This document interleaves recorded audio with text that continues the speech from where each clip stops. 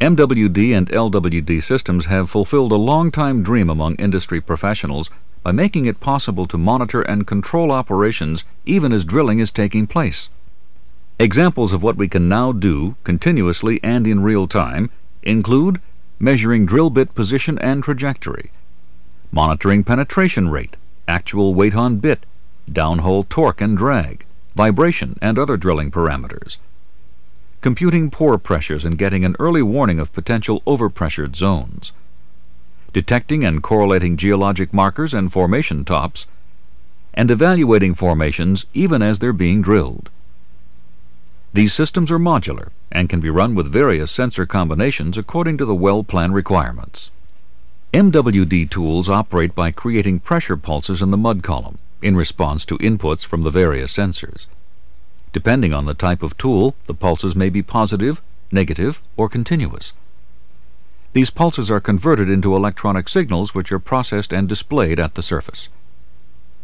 The basic components of the MWD instrument package shown here include a battery-powered pulsar module, which in this case employs a continuous mud wave transmission, a sensor module containing triaxial inclinometers to measure drift and triaxial magnetometers to measure azimuth, along with temperature and pressure sensors, and an electronics module. This particular tool, together with its accessory modules containing the batteries and centralizer, is run inside standard non-magnetic drill collars. Logging while drilling, or LWD tools, operate on basically the same principles as conventional wireline logging tools. The dual resistivity device shown here contains a gamma ray tool and two sets of transmitters and receivers to provide shallow and deep resistivity readings. This compensated density neutron tool measures density and neutron porosity in a manner similar to that of analogous wireline tools.